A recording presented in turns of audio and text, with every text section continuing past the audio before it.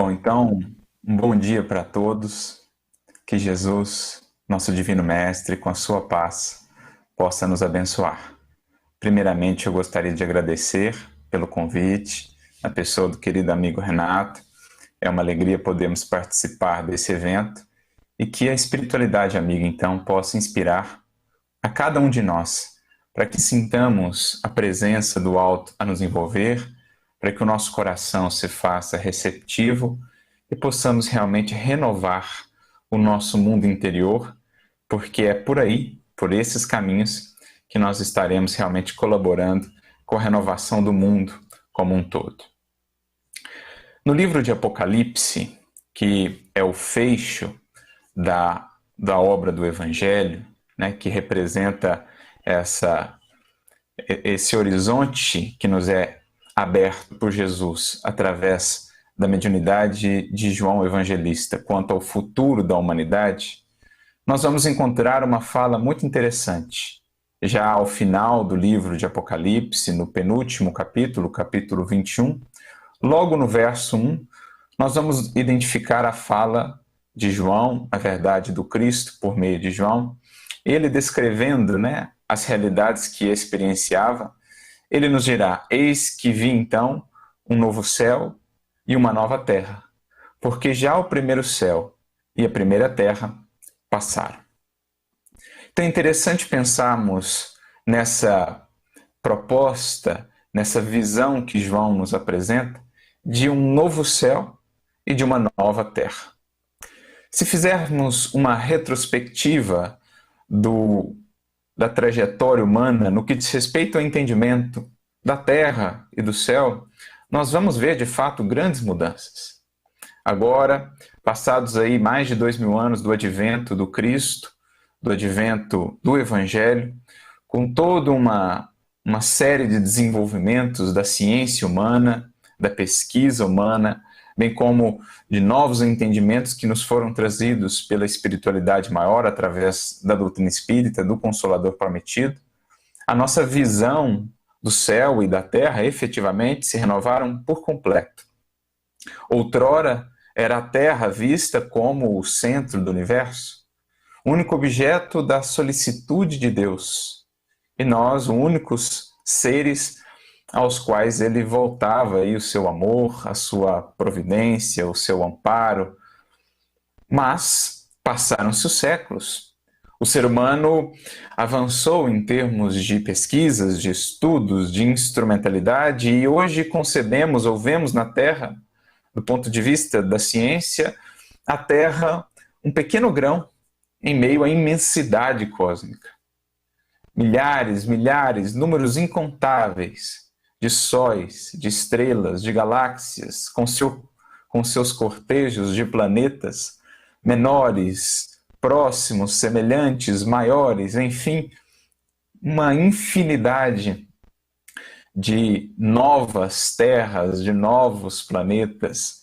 Segundo aquilo que a ciência vai nos demonstrar, não somos mais o centro do universo. Somos agora mais um planeta entre tantos outros, mais um grãozinho de areia em meio a essa imensidade cósmica que nos revela tantas belezas, tanta grandeza que realmente não conseguimos descrever. Do ponto de vista espiritual, segundo a doutrina espírita nos revela, é a Terra mais um estágio dos inúmeros, dos infinitos estágios que os espíritos percorrem na jornada evolutiva em direção a Deus.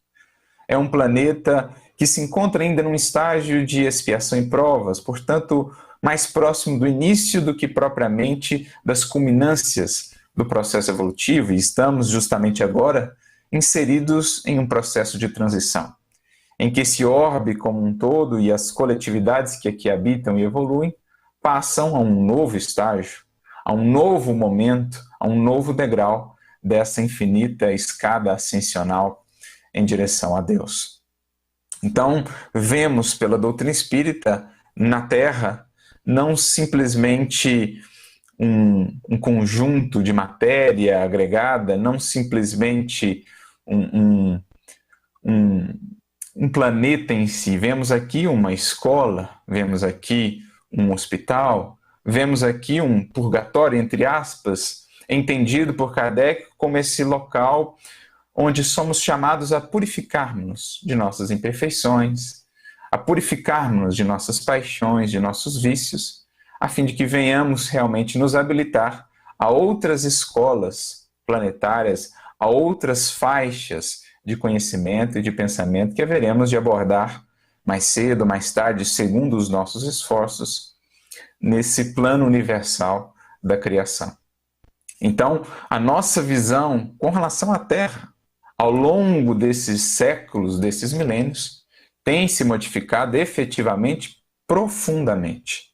E assim a gente começa a entender melhor o sentido dessa expressão de João Evangelista em O Apocalipse, quando nos diz que uma primeira terra haveria de passar, uma nova terra haveria de se fazer, até mesmo no nosso entendimento.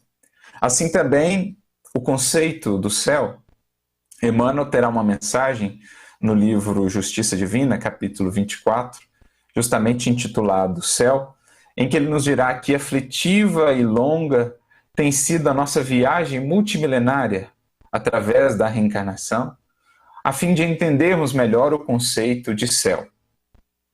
Porque outrora, o céu era concebido como algo que estava para além do firmamento. O firmamento era a cúpula da Terra, o centro do universo, cercado então pelo firmamento, onde ali estavam fixadas, onde ali foram colocadas por Deus como luzeiros da noite, as estrelas, né? Essas luzes que se acendiam no ou após o alvorecer, ou após o anoitecer. Então, a nossa primeira visão de céu, dividido aí em várias etapas, em várias camadas, digamos assim, algumas compreensões o dividiam em 3 camadas, outras em 7, outras em 9, mas algo para além desse firmamento.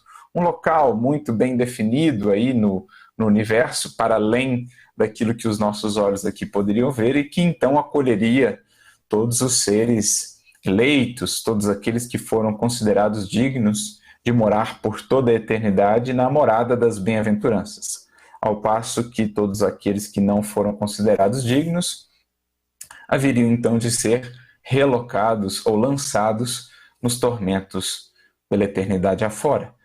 Com o tempo, nosso entendimento de céu foi se amplificando, foi se renovando, especialmente com o advento de Jesus, com os elementos que Jesus nos traz, para entender que efetivamente o céu será, antes de mais nada e acima de tudo, um estado de espírito, um estado da alma, como o próprio Emmanuel vai concluir nessa mensagem que citávamos, no capítulo 24 do livro Justiça Divina. O céu, em essência, é um estado da alma, que varia conforme a visão interior de cada um. Então o céu vai representar esses horizontes que a criatura já conseguiu desenvolver em si mesma, abrir para a sua consciência, para o seu raciocínio, para o seu entendimento quanto à criação divina, quanto às leis naturais, leis divinas que regem o destino de cada um de nós, a felicidade, o bem, o amor que já conseguimos desenvolver. Então a doutrina espírita, aprofundando esses entendimentos que já se encontravam lá em germe, em sentido simbólico, alegórico, na mensagem de Jesus, ela vem nos renovar por completo também o entendimento acerca do céu.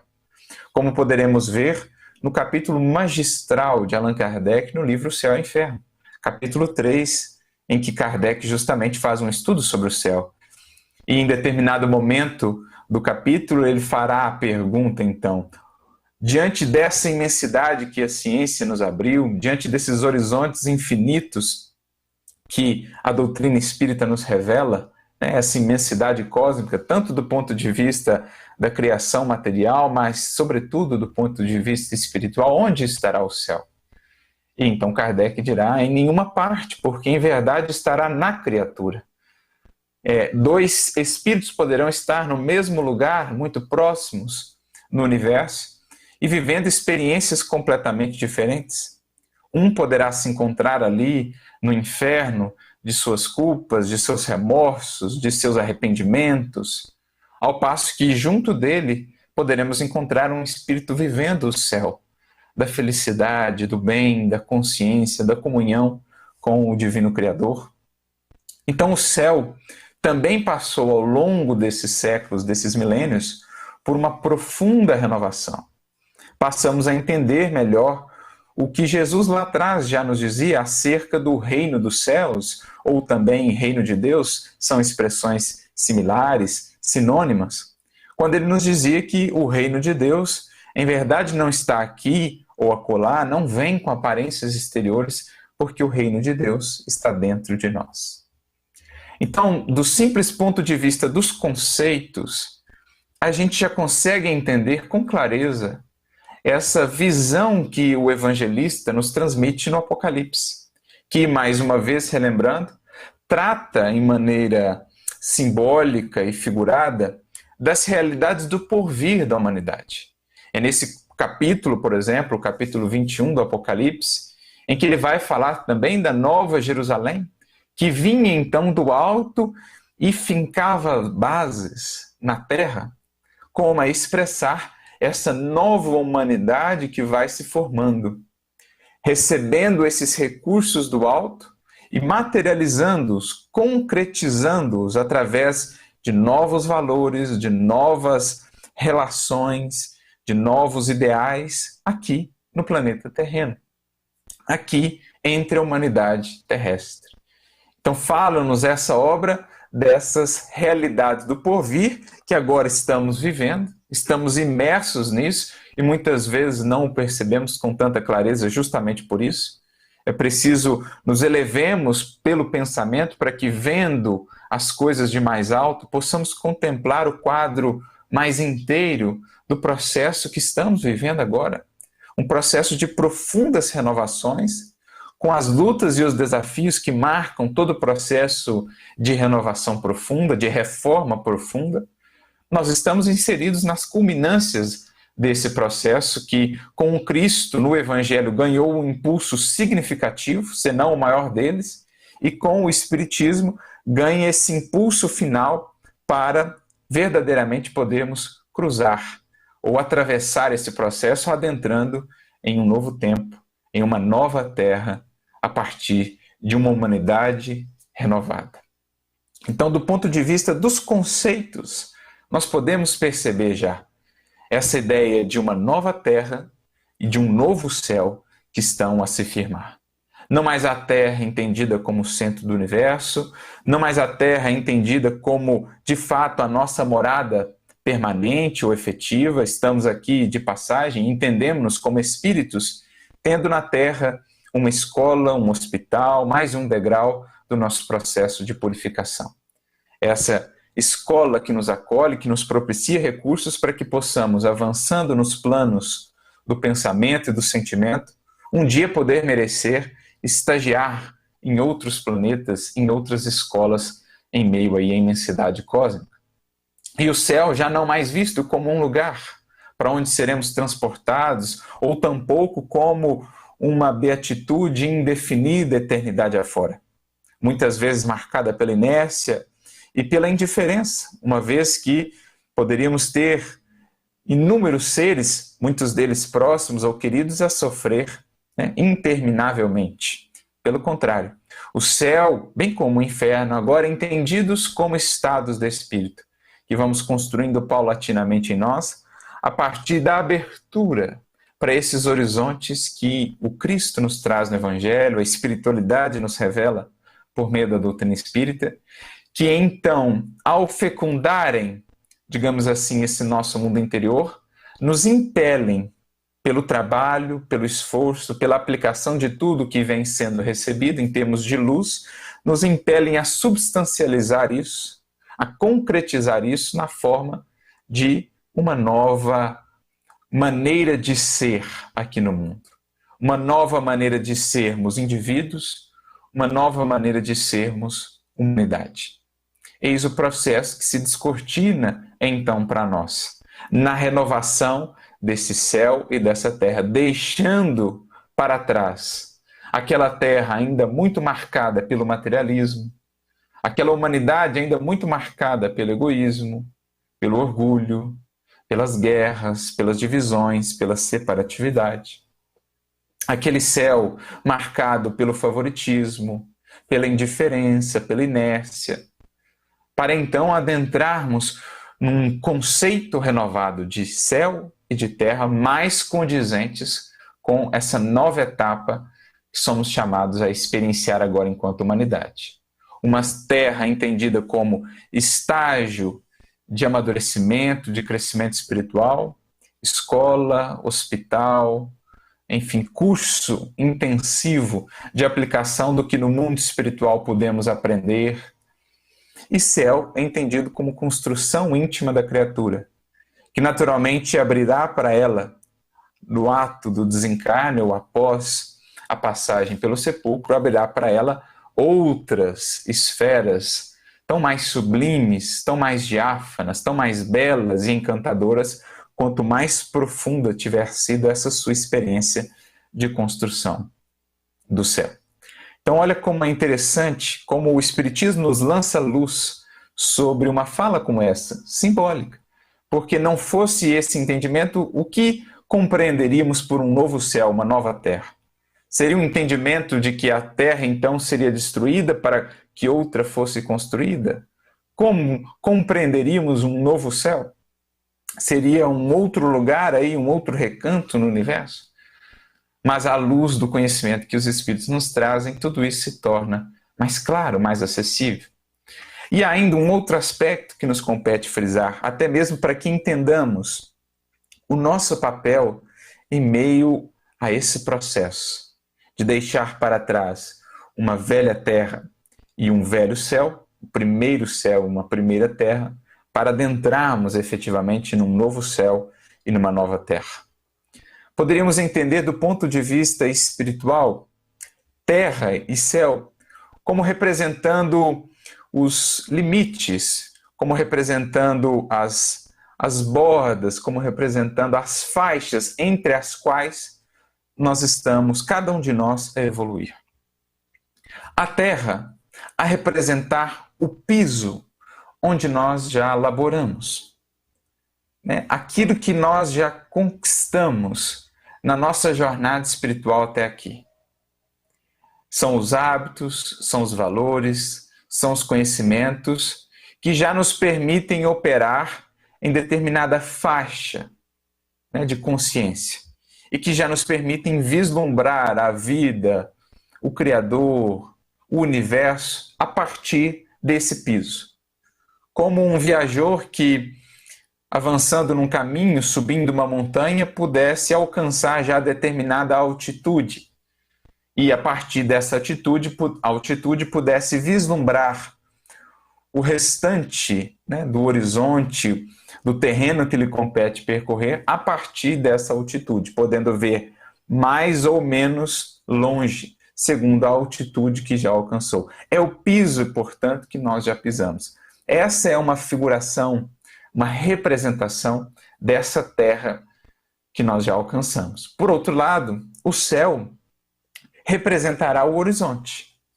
Aquilo que eu já consigo vislumbrar, que ainda não alcancei, mas que me impele a caminhar, que me estimula a buscar, que me traz novas aspirações, que me traz novos valores, né, que me apresenta novas perspectivas, de maneira que cada criatura na Terra caminha entre uma terra e um céu. Já alcançou um determinado piso evolutivo de consciência, de discernimento, de sentimento, e vislumbra um determinado céu, um horizonte de evolução. A visão que ela já tem de Deus, o entendimento que ela já tem do Cristo, do Evangelho, das leis divinas, que passam a ser para ela um referencial que a conduz na caminhada. Assim também, pensando em termos coletivos, a humanidade terrestre caminha com um certo piso, uma certa terra, que é a média, digamos assim, dos espíritos que aqui evoluímos, e vislumbra um determinado céu. Mais uma vez, a média dos horizontes, das aspirações, dos entendimentos que os espíritos que aqui evoluímos temos. E o que nós estamos vivendo agora, justamente, no processo de transição é um progresso, é o avançar de mais um passo, o subir de mais um degrau em termos dessa média coletiva, desse piso e desse céu em termos de coletividade. A humanidade terrestre que deixa um mundo de expiação e provas, em que o piso era ainda muito marcado pelo materialismo, pelas paixões, pelo egoísmo, pela inconsciência de si mesmos.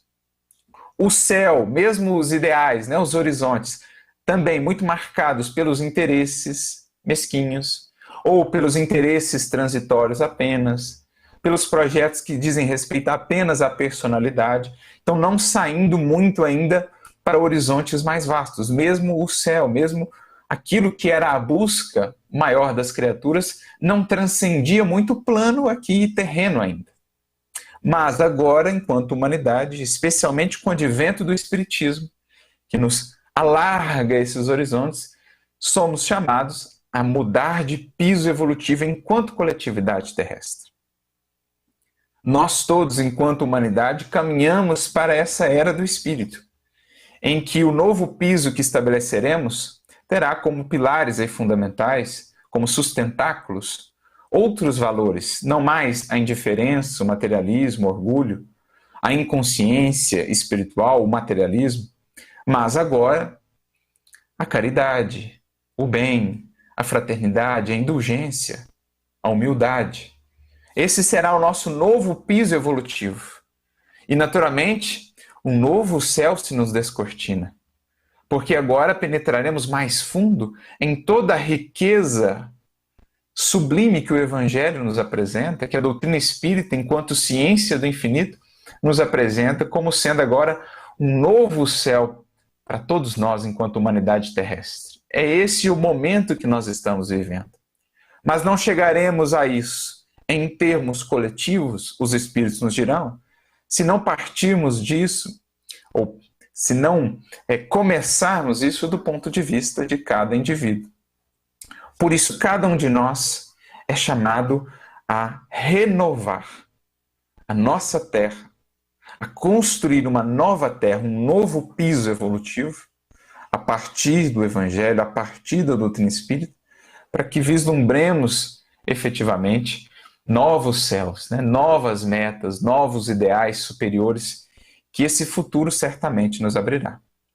Mas, para que possamos realmente consolidar essa nova terra, é preciso enriqueçamos o céu, digamos assim, do nosso pensamento, da nossa consciência, de novos conhecimentos, de novos valores, de novas perspectivas.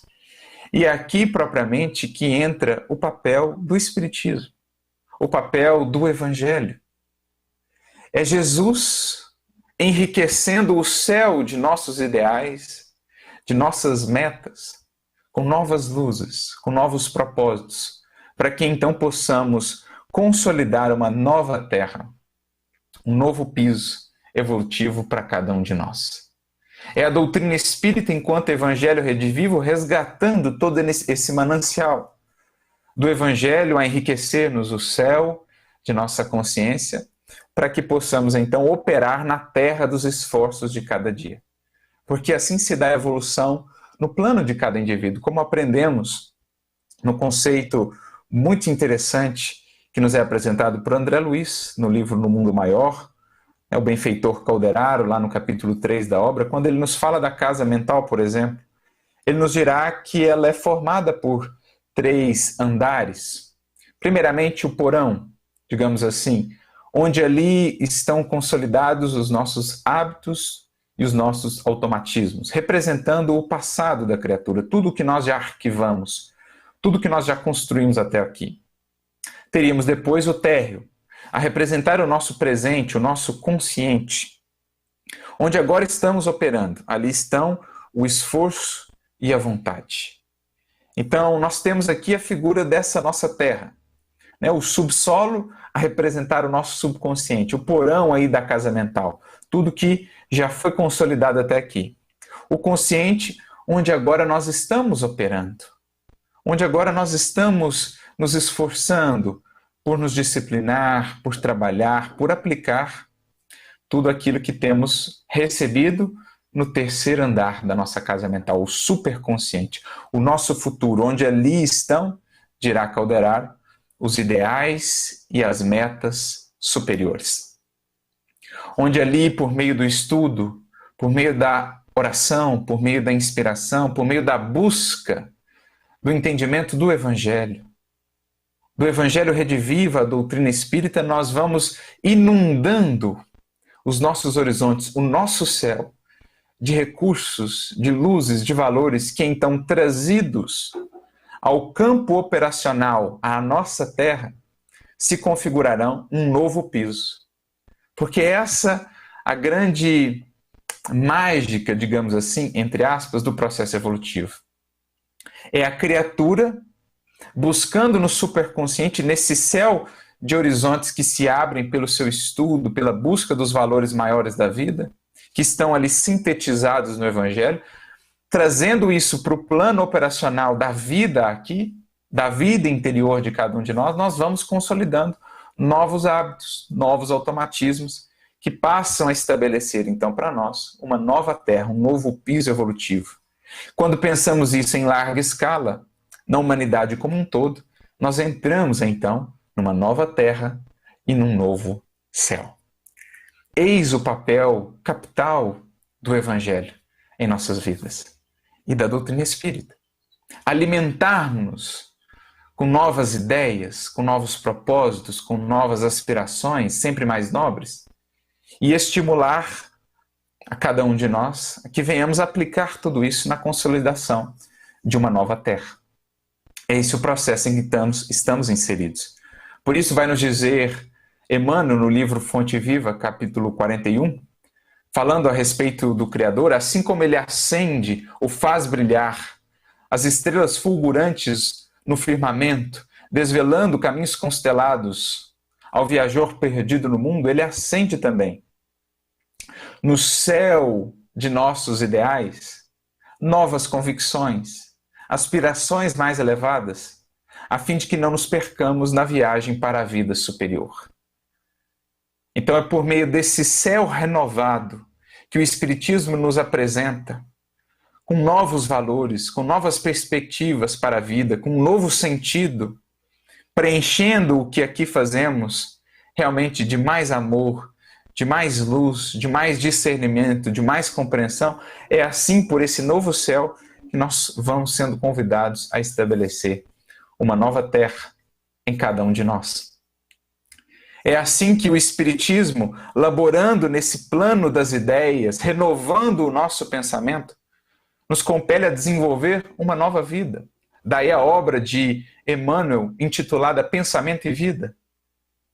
Acendendo novas estrelas no céu de nossos ideais, de nossos pensamentos, encontramos um novo estímulo, novos propósitos, novos convites de aplicação e realização na terra nossa de cada dia, no contexto em que estamos inseridos e especialmente em nosso mundo interior, para que na construção de novos hábitos, de novas posturas, possamos realmente vislumbrar a cada vez mais um novo horizonte.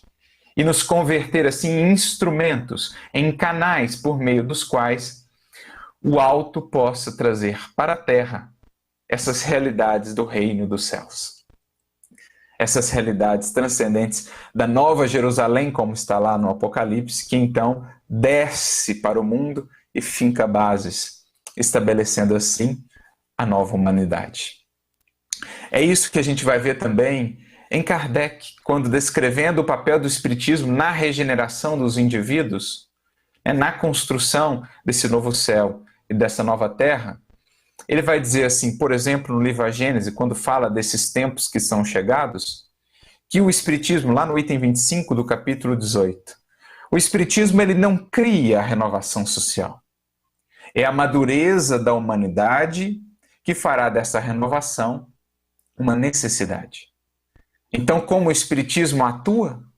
Trazendo madureza à humanidade, ou seja, renovando o seu pensamento, trazendo discernimento, trazendo consciência, abrindo novos horizontes de sentimento e de raciocínio, para que então o espírito sinta cada vez como necessidade a renovação de si mesmo, para assim contribuir para a renovação da humanidade. Por isso Kardec fala lá de um poder moralizador do Espiritismo, que será então muito apto, né? Que será então o mais propício para secundar o movimento de regeneração da humanidade e, por consequência, das instituições, né? Dos indivíduos e das instituições da humanidade como um todo. Em outro texto, agora no livro Obras Póstumas, na primeira parte, um capítulo intitulado Questões e Problemas, em determinado trecho, Kardec mais uma vez vai ressaltar esse poder moralizador do Espiritismo, dizendo que aí está a ação do Espiritismo, mais propriamente dita. E ele então diz, um pouco mais adiante, a sua influência será preponderante pelas modificações que trará às ideias, às opiniões, aos caracteres, aos costumes dos homens e às relações sociais. Mais adiante ele prossegue, não será ele, portanto, que fará as instituições do mundo regenerado. Os homens é que as farão, sob o império das ideias de justiça, de caridade, de fraternidade e de solidariedade, mais bem compreendidas. Então olha só o que ele está dizendo. É a partir dessa renovação de nosso céu, não mais agora os nossos horizontes apenas fixados nas construções aqui na Terra, apenas nas buscas transitórias, apenas nos valores terrenos, mas agora projetando o nosso pensamento mais além, alargando para nós esse horizonte de céu, convida-nos ou impele-nos o Espiritismo a entender cada vez mais o nosso papel diante dessa regeneração, a partir da nossa própria. Faz da renovação uma necessidade consciencial. O indivíduo sente-se impelido a fazê-lo, a aplicar tudo isso que agora povoa o plano dos seus pensamentos, o céu dos seus ideais, a trazer isso na Terra.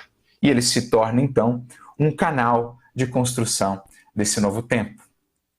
Por isso, também, no Livro dos Espíritos, na questão 917, veremos os espíritos, ou no caso, o espírito de Fenelon, que traz a resposta à questão, a nos dizer que ele fala nessa questão a respeito do enfraquecimento do egoísmo, como ele se dará, e em determinado momento ele dirá que o espiritismo, bem compreendido, ele renovará, né? Ele transformará as crenças e os costumes e com isso renovará, por consequência, os hábitos, os usos e as relações sociais. Ou seja, renovará a nossa maneira de usar o dinheiro, de usar o corpo, de usar os recursos que recebemos da matéria, colocando-os agora a serviço desse reino, o reino dos céus. Renovará os hábitos, não mais hábitos perniciosos a nós e aos outros, vícios, paixões, que nos degradam, que nos ferem bem como a outros. Hábitos renovados, sublimados, o hábito do bem, o hábito do perdão, o hábito da caridade. Renovará as relações sociais, não mais pautadas no interesse pessoal, nos interesses menos dignos, mas agora reinadas, ou regidas, melhor dizendo, pela fraternidade, pela indulgência, pela compreensão. Então, renovação do céu, gerando renovação da terra, no plano de cada indivíduo e no plano da humanidade como um todo. É isso que nós vamos vendo, né? A partir do que o Espiritismo nos revela. Por isso, nós nos recordamos de uma fala do apóstolo Paulo, que, de certo modo, descreve isso na sua primeira carta aos Coríntios, no capítulo 15, quando ele trabalha de maneira simbólica, de maneira metafórica, ali, dois conceitos importantes, dois arquétipos. Ele vai trabalhar o conceito do primeiro Adão e do último Adão, ou do primeiro homem e do segundo homem. Em 1 Coríntios 15, 47, Paulo vai dizer assim, que o primeiro homem da terra, ele é terreno. O segundo homem, no entanto, é do céu. O primeiro homem, para Paulo, é um símbolo, é uma referência lá a Adão, né? Que é uma representação de nós outros, criaturas humanas ainda muito apegadas à materialidade, mais presas à vida material do que propriamente à vida espiritual, à vida moral.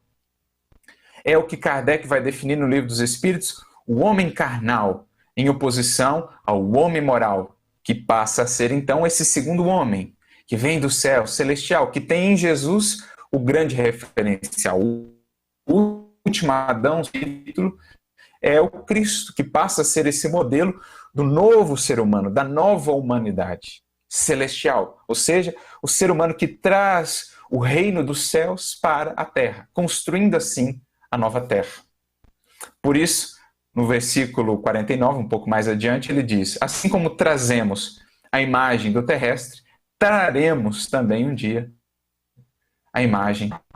E é esse o processo a que cada um de nós é convidado a partir do momento em que conhecemos o Evangelho, que passa a ser para nós agora esse céu, com as ideias, né, com que fecunda o nosso pensamento, os nossos horizontes. O Evangelho é esse céu, é, nas palavras de Gamaliel, no livro Paulo Estevão, a terra da promissão. Porque o espírito que busca todo esse manancial de ideias sublimadas que o Evangelho lhe apresenta, passa então a sentir-se impelido a trazer esse reino dos céus para a terra da promissão, não mais agora como um lugar, não mais como um prêmio aqui no mundo propriamente, mas antes como essa concretização dos valores do Evangelho na vivência da criatura, na terra, no mundo, trazendo esse reino então para o mundo. Por isso, Emmanuel nos dirá, no capítulo 12 do livro O Irmão, numa mensagem que ele trata do reino de Deus, ele vai dizer assim: o reino de Deus está próximo, né? Lembrando a fala de Jesus, está próximo, sim, mas antes de tudo em nossa capacidade de construí-lo por dentro de nós, através do céu que possamos oferecer à alma do próximo. Então esse é o homem celestial sobre o qual Paulo fala na sua epístola. É aquele que, enriquecido, bafejado pelos valores celestiais do Evangelho, o reino dos céus, essas ideias que o Espiritismo agora, enquanto Evangelho redivivo, nos traz, ele passa a ofertar cada vez mais para aqueles que estão ao seu redor esse clima celestial, esse céu que ele passa a oferecer à alma do próximo, porque é o céu que ele passa a substancializar na sua própria vida, fundindo então céu e terra. O Evangelho é o grande céu que se faz essa terra renovada em cada criatura, estabelecendo um novo piso para a humanidade como um todo nesse processo gradativo, em que o homem carnal vai cedendo pouco a pouco espaço ao homem moral, nas palavras de Kardec. Assim dirá também Fénelon na questão 917 que mencionávamos. O egoísmo, raiz de todos os males e problemas humanos, ele cederá espaço, ele se enfraquecerá à medida em que a vida moral preponderar sobre a vida material. O homem moral, o homem celestial, sendo construído a partir do referencial que é Jesus, deixando-se então para trás o antigo homem material, né? O antigo homem carnal, muito preso à materialidade. Então, um novo céu e uma nova terra. Eis o grande papel do Espiritismo enquanto Evangelho redivivo, nesses momentos culminantes da evolução. Jesus segue sendo o grande arquiteto dessa nova terra. Como nos diz Emmanuel, numa mensagem que está no livro Deus Conosco, intitulada Na Construção do Reino, o Cristo, ainda e sempre, é o arquiteto da nova terra. E para isso se utiliza ele de povos e de civilizações para a edificação desse reino do céu para a suprema felicidade terrena. Mas nessa grande construção, nessa grande obra, cada um de nós somos convidados a ser tijolos vivos dessa edificação, despojando-nos de tudo que seja material inadequado para essa nova edificação, para sermos então nas mãos de Jesus mais um tijolo a ser colocado, estabelecendo pilares firmes, um novo piso efetivamente evolutivo para a construção dessa nova terra. E isso o faremos no esforço de cada dia, buscando pautar a nossa vida por aquilo que por ora tem estado apenas no céu de nossos ideais, fazendo um esforço tremendo por operar cada vez mais com esses materiais, com esses recursos, na terra de cada dia, né, no nosso mundo interior, estabelecendo assim para nós um novo patamar de compreensão, de consciência e, naturalmente, um novo céu, um novo horizonte muito vasto, muito belo, que é o que nos espera a todos enquanto humanidade terrestre, em caminho em direção a Deus. Que Jesus, portanto, nos preencha a consciência e o coração cada vez mais com as suas luzes, que nos abramos efetivamente, né, para sermos esses canais por meio dos quais o céu possa descer e consolidar-se na nova terra que todos nós ansiamos. Que Jesus nos abençoe, nos inspire a todos, muita luz, né, muita paz para cada um de nós.